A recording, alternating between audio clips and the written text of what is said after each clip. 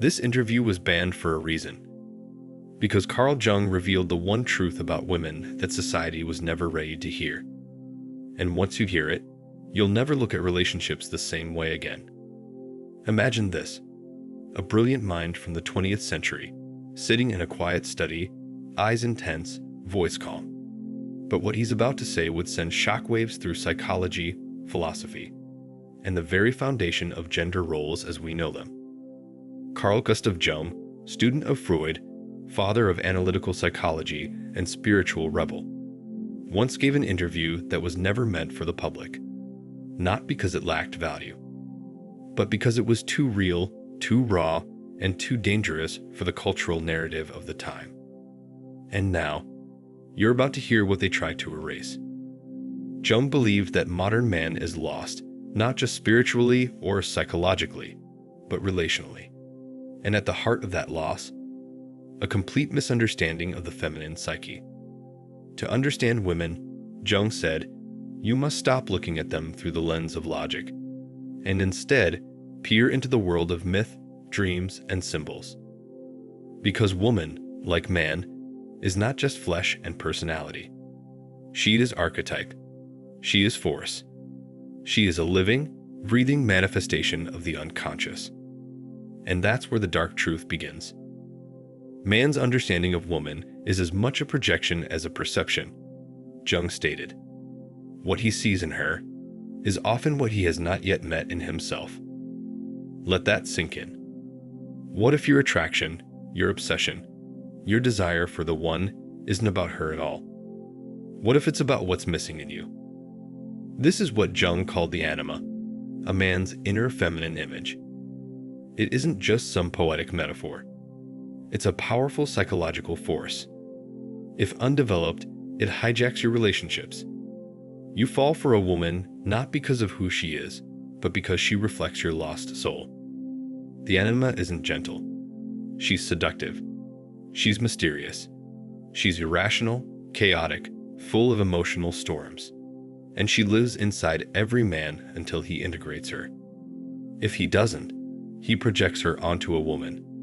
And suddenly, she becomes his dream, his muse, his savior, or his destroyer. This is why Jung said, the possession of the man by the anima is a disaster. When you don't own your inner feminine, you chase it outside of yourself. You idolize the woman. You submit your power. You romanticize her flaws. You crave her energy like an addict. But the moment she doesn't mirror your anima fantasy, everything crashes. And here's where it gets darker. Jung believed that our society teaches men to fear their emotions and worship women. And in doing so, it disconnects them from their own soul. Think about that. When men are told not to cry, not to feel, not to intuit, not to express softness or sensitivity, those parts don't die. They get buried. And once buried, they don't disappear. They grow teeth. They become projections. And those projections attach to the nearest woman, often in toxic, unconscious, obsessive ways. The man doesn't realize it. He thinks he's in love. But Jung would say, no, you're in possession. The anima has you. Now pause for a second. Have you ever fallen hard for someone who, in hindsight, didn't even match your values? Someone who made you feel alive, high, spiritual, only to leave you empty, confused, even betrayed. That wasn't love. That was anima possession. Jung saw it again and again in his patients. Men completely unraveling, not because of women, but because of their incomplete integration of the feminine within. But here's the real twist. Women have the same problem, with the masculine. Jung called it the animus, the inner masculine voice within women. And just like the anima, it can be a source of wisdom or pure destruction. The woman who hasn't integrated her animus becomes argumentative, overly rational, hostile to emotion. Or worse, she becomes attracted to bad boys, chasing the dark, rebellious masculine energy she hasn't yet made peace with inside herself. This isn't about gender.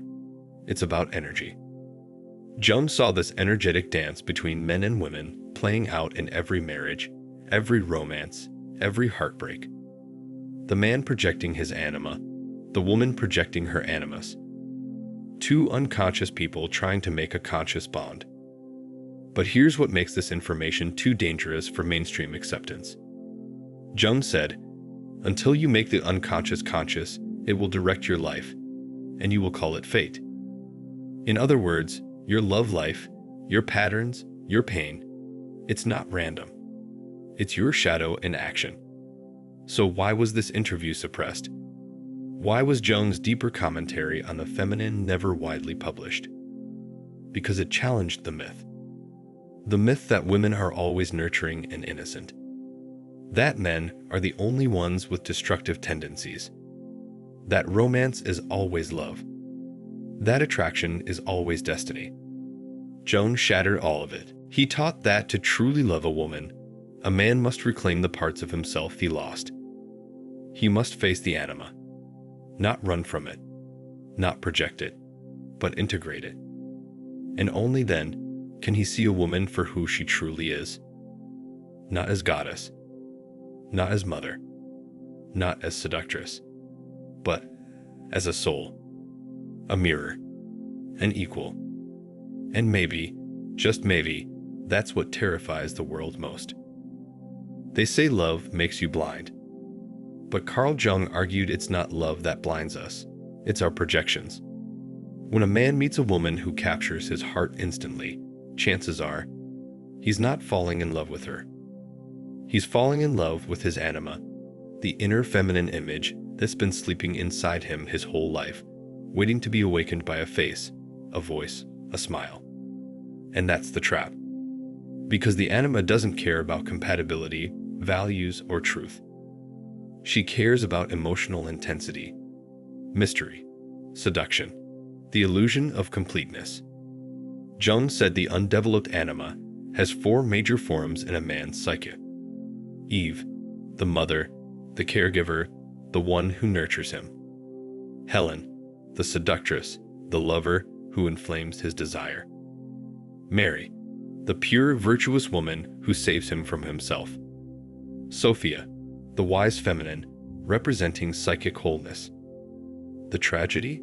Most men never reach Sophia. They get stuck between Eve and Helen, craving women who either mother them or intoxicate them. This isn't a judgment, it's a warning. Because Jung saw it in his clinical practice, grown men, powerful men, brilliant men, completely undone by women who triggered their anima. Men who gave up everything. Money, power, families, chasing a fantasy. And every time, the story ended the same. Disillusionment, betrayal, collapse. Why? Because the woman they fell for didn't betray them. She just never was who they imagined her to be in the first place.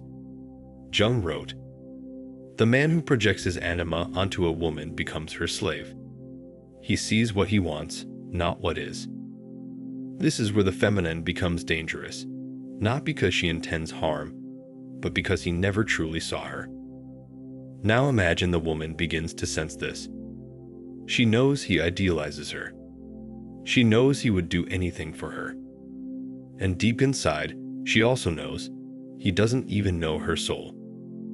He knows her image. And that's when things get dark. Because when projection becomes worship, the dynamic shifts from mutual love to psychological possession. The man hands over his will, and the woman, if unconscious, begins to play the role he expects. She becomes the goddess, the temptress, the emotional drug. Jung was clear. To the degree that a man is unaware of his anima, she will control him through the woman he loves. And here's the scariest part. The anima is not always sweet. She can be cruel, cold, punishing.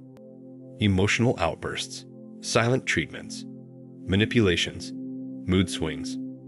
All of these are expressions of the anima's shadow, the dark feminine that Jung said every man must face internally or else suffer externally. The dark feminine isn't evil. She is repressed pain, unfelt grief, emotional chaos that the man never learned to hold within himself. So life brings it to him in the form of a woman. Why? To wake him up. To show him what he hasn't healed. To show him the goddess he seeks is actually within. And here's the part most people don't want to hear. Jung said that romantic love often begins with illusion. The feelings are real, yes, but the object of those feelings, often distorted, inflated, idealized. And so, when that bubble pops, we feel betrayed. Not because the other person lied, but because our illusion died. Now imagine this happening on a global scale. Billions of people in relationships, not with each other, but with their projections. Men seeing women as saviors, mothers, or seductresses. Women seeing men as heroes, rebels, or tyrants. No wonder love fails. No wonder marriages collapse. No wonder people say, they changed. They didn't change. You just finally saw them after the projection faded. That's why Jung emphasized inner work before outer union. A man must meet his anima before he meets his woman. Otherwise, he won't love her. He'll use her to meet his psychic needs. He'll place all his emotional hunger onto her and call it love. And she will eventually collapse under the weight of that fantasy. Jung didn't blame women for this. He didn't demonize the feminine. He honored it, respected it. But he refused to romanticize it. He said the feminine is powerful because she is connected to the unconscious, instinct, emotion, mystery. That makes her both a portal and a threat. Not because she wants to harm, but because unconscious feminine energy is overwhelming to a man who is disconnected from his soul. The more unconscious he is, the more power she holds over him. And the only cure: consciousness, integration, the journey inward, to meet the Anima as she truly is, to hold space for her chaos, to dance with her mystery, to stop running from her shadow. Only then can a man stop projecting. Only then can he meet a woman with clear eyes and a full heart. Not to own her, not to fix her, not to save her, but to witness her, to walk beside her, not behind her, not ahead of her. Equal, soul to soul. The world has always been afraid of powerful women, but Carl Jung wasn't. He didn't just study the feminine, he studied the shadow of the feminine. The dark, hidden aspects of a woman's psyche that society refuses to talk about. The aspects that even women themselves are often terrified to acknowledge. Because beneath the mask of sweetness and submission, there is rage, there is manipulation, there is seduction, there is the power to create and the power to destroy. Jung never said women were dangerous. He said repressed women are. Repressed by culture, repressed by religion, repressed by family, by men, by shame, and worst of all, repressed by themselves. Jung believed that when the feminine is denied expression, it doesn't disappear. It turns inward. It festers. It transforms into resentment, control, passive aggression, emotional chaos. This is what he called the shadow feminine. And when it leaks out into relationships, it's not always loud. Sometimes it's subtle, almost invisible. A look, a sigh, a withheld compliment, a delayed reply. Power disguised as helplessness. And Jung was bold enough to say it. When a woman does not know her own shadow, she manipulates others through guilt, emotion, and need. That quote. It was banned from several of his lectures. Too controversial, too offensive, too close to the truth. Because the truth is, society teaches women to be nice, not honest. To be likable, not authentic. To be attractive, not powerful. And the result?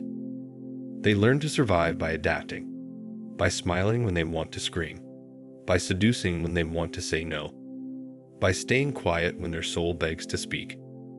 And that pressure builds up. Jung warned us, when feminine energy is forced to live behind a mask, it doesn't die. It becomes cunning. It becomes seductive. It becomes vengeful. And that's when relationships become battlefields. Not between man and woman, but between their shadows. The man, unconscious of his anima, worships or fears the woman. The woman, unconscious of her shadow, controls or tests the man. And both of them are trapped, not by each other, but by their own inner wounds. This isn't just psychology, it's war. A war of projection. A war of unmet needs. A war of spiritual hunger dressed as romance. Jung said this war ends the moment we stop blaming each other and start looking inward. He told men, "You must reclaim your soul from the feminine you've projected." And he told women, "You must reclaim your power from the shadow you've denied." Because when a woman owns her power, not to dominate, but to be whole, everything changes. She stops using her beauty as currency. She stops pretending to be small. She stops manipulating with tears or silence. She speaks. She claims. She becomes. Not a goddess in a man's fantasy, but a fully embodied human soul. And that scares people. Why? Because a woman who knows herself, who embraces both her light and her shadow, is uncontrollable. You can't seduce her with flattery. You can't shame her into obedience. You can't buy her with gifts or praise. She doesn't need validation. She doesn't want worship. She wants truth. And that truth will either awaken the man beside her or terrify him. Jung saw this happen often in his work. Men would come into therapy, shaken, confused. "She's changed," they'd say. "She's cold now. Distant. Fierce." But what really happened was this. She stopped playing the role. She stopped carrying his fantasy. She returned to herself. And because he never truly knew her, only his idea of her, it felt like a betrayal. This is the dark truth no one wants to say out loud. Most relationships aren't about love. They're about control. Control of image, of emotion, of safety. Jung wanted us to break that pattern. He believed that for love to be real, it must come after the death of illusion. After we've met not only each other's light, but each other's shadow. And when a man and woman can face each other in truth, without masks, without projections, without fear, something divine happens. They stop being opponents. They stop being savior and sinner. They become mirrors. He sees her chaos and doesn't flinch. She sees his wounds and doesn't run. They hold space. They challenge. They evolve. This was Jung's vision. A sacred union between two conscious souls. Not perfect, but real. And for that to happen, the woman must walk through her own fire. She must meet her envy, her jealousy, her rage. She must reclaim the parts of herself she was taught to hide. She must stop apologizing for being too much. Because her fullness is not too much. It's medicine. For her. For him. For the world. But if she denies it, suppresses it, or uses it to manipulate, she becomes what Jung called the devouring feminine. The woman who consumes everything around her. Because she's starving within herself. The only cure. Consciousness. Courage. Truth. The willingness to feel, to fall, to rise. And it starts with one question. Are you brave enough to meet the part of you that you spent your whole life hiding? If you thought Jung's insights couldn't get more controversial, think again.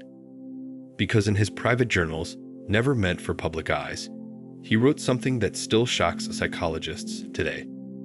When the feminine is unconscious in a woman, she becomes the destroyer of worlds. Not literally, of course, but emotionally, spiritually, psychologically. And Jung wasn't blaming women, he was warning everyone. Because a woman disconnected from her own depths is like a queen with amnesia. She forgets her power, her purpose, and the kingdom she's meant to rule, starting with herself. She doesn't become weaker. She becomes dangerous. But not the kind of danger people expect. Not loud, not violent. It's quiet, subtle, spiritual. Jung called it psychic possession. That's when a woman is no longer guided by her higher self, but by her unhealed shadow. And that shadow often expresses itself in 3 toxic archetypes. 1. The seductress without soul. She doesn't just want love. She wants control through attention. She uses beauty as a weapon. She uses charm to disarm. She needs to be desired, because deep down, she feels invisible. But Jung said, what she really longs for is to be seen without having to perform. 2. The martyr in disguise. She sacrifices everything. She's always giving, serving, fixing. She wears exhaustion like a crown, and then resents the world for not appreciating her. But Jung said, this is not love. It's control masked as care. 3. The queen of chaos. She creates drama where there is peace. She thrives on emotional storms, because chaos makes her feel alive. But Jung said, her soul is crying out to be awakened, but she only knows how to scream. These aren't insults. They are invitations. Because Jung believed that behind every toxic pattern in a woman is a wounded girl. And behind that girl is a goddess waiting to be born. But birth is not gentle. It comes with labor. It comes with death, of illusions, of old stories, of masks. So many women today are waking up, feeling the ache to be real, to drop the roles, to burn the fake smiles, to speak truths that make the room go silent. This is the feminine apocalypse. But don't be fooled by the word. Apocalypse doesn't mean the end. It means unveiling. The veils are being torn. The lies are being exposed. Not just in the world, but in ourselves. Jung predicted this moment. He said, there will come a time when women will no longer tolerate living in pieces. They will reclaim what the world tried to shame out of them. That time is now. And what happens when that awakening begins? First, there is grief. Grief for the years spent dimming your light. Grief for the friendships built on pretending. Grief for the men who never saw you because you never showed them your soul. And then comes rage. Not to hurt, but to clear, to destroy the inner prison. Jung encouraged women to feel that rage, not suppress it. Because rage is sacred when it comes from truth. It's the fire that burns away the false. It's the scream that says, no more. No more performing. No more people-pleasing. No more playing dumb to be loved. You're not crazy for wanting more. You're not broken because you feel too deeply. You're not dangerous because your truth makes others uncomfortable. You're just waking up. And when a woman wakes up, she remembers she is the storm and the stillness. She is the chaos and the calm. She is not just lover or mother, she is whole. This wholeness is what Jung called individuation. The process of becoming your full self, unfiltered, unmasked, unapologetically real. But here's the twist. Most people won't like your wholeness because it threatens their illusions. They loved you when you were agreeable, when you were predictable, when you didn't challenge their comfort. But Jung said this clearly. To be whole is to be holy, but holiness often begins with heresy. You will be called too much, too emotional, too intense, too wild. Let them say it. Let them gossip. Let them leave. Because the ones who remain, the ones who see you, hold you, mirror you, those are your tribe, your mirror, your real home. And if no one stays, then stand alone. Not in loneliness, but in sovereignty. Jung believed this was the highest form of power, not dominance, not seduction, but inner union. When your light and shadow no longer fight each other.